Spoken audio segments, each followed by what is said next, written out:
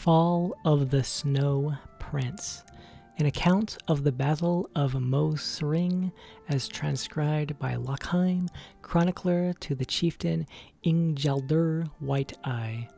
From whence he came we did not know, but into the battle he rode on a brilliant steed of pallid white. Elf we called him, for elf he was, yet unlike any other of his kind we had ever seen before that day. His spear and armor bore the radiant and terrible glow of unknown magicka, and so adorned this unknown rider seemed more white than warrior. What troubled, nay, frightened us most at that moment was the call that rose from the elven ranks. It was not fear, not wonder, but an unabashed and unbridled joy, the kind of felicity felt by a damned man who has been granted a second chance at life. For at that time the elves were damned and near death as ever they had been during the great skirmishes of Solstheim. The battle of the Moesring was to be the final stand between Nord and Elf on our fair island.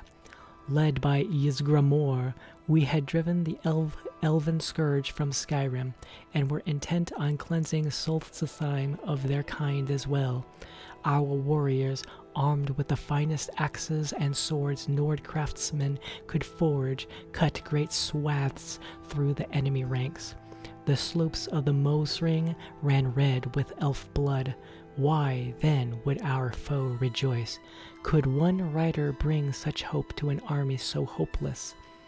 To most of our kind, the meaning of the call was clear, but the words were but a litany of elven chants and cries. There were some among us, however, the scholars and chroniclers, who knew well the words and shuddered at their significance. The Snow Prince is come, doom is at hand. There was then a great calm that overcame the elves that still stood. Throughout their mass the Snow Prince did ride, and as a long boat slices the icy waters of the Fjalding, he parted the ranks of his kin. The magnificent white horse slowed to a gallop, then a trot, and the unknown elf rider moved to the front of the line at a slow, almost ghost-like pace. A Nord warrior sees much in a life of bloodshed and battle, and is rarely surprised by anything armed combat may bring. But few among us that day could have imagined the awe and uncertainty of a raging battlefield that all at once went motionless and silent. Such is the effect the Snow Prince had on us all. For when the joyous cries of the elves had ended, there remained a quiet known only in the solitude of slumber. It was then our combined host, elf and Nord alike, were joined in a terrible understanding. Victory or defeat mattered little that day on the slopes of the Mosring Mountains.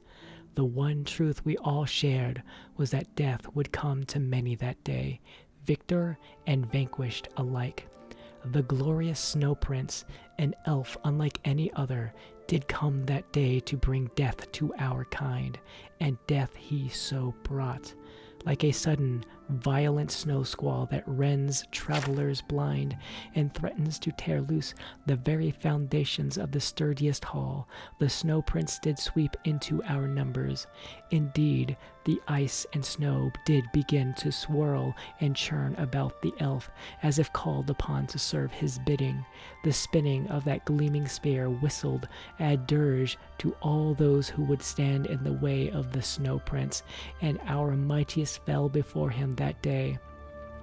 Ulfgi Anvilhand, Strom the White, Freda Oaken Wand, Heimdall the Frenzied, all lay dead at the foot of Mosring Mountains. For the first time that day it seemed the tide of battle had actually turned. The elves, spurred on by the deeds of the Snow Prince, rallied together for a one last charge against our ranks.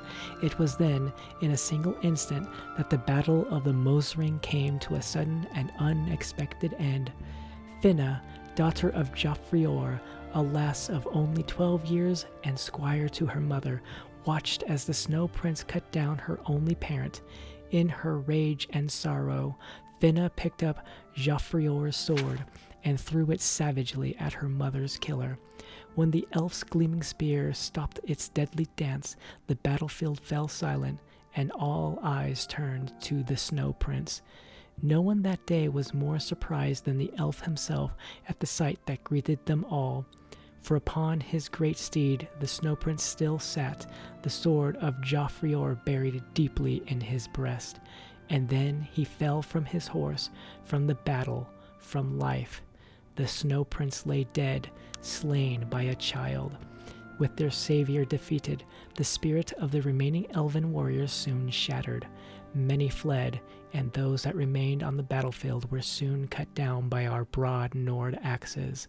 When the day was done, all that remained was the carnage of the battlefield, and from that battlefield came a dim reminder of valor and skill, for the brilliant armor and spear of the Snow Prince still shined. Even in death, this mighty and unknown elf filled us with awe. It is common practice to burn the corpses of our fallen foes. This is as much a necessity as it is a custom, for death brings with it disease and dread. Our chieftain wished to cleanse Solstheim of the elven horde in death as well as life. It was decided, however, that such was not to be the fate of the Snow Prince. One so mighty in war, yet so loved by his kin, deserved better, even in death, even if an enemy of our people. And so we brought the body of the Snow Prince, wrapped in fine silks, to a freshly dug barrow. The gleaming armor and spear were presented on a pedestal of honor, and the tomb was arrayed with treasures worthy of royalty. All of the mighty chieftains agreed with this course, that the elf should be so honored. His body would be preserved in the barrow for as long as the earth chose, but would not be offered the protection of our Stalhrim, which was reserved for the Nord dead alone. So ends this account of the Battle of Mosring and the fall of the magnificent elven Snow Prince. May our gods honor him in death, and may we never meet his kind again in life.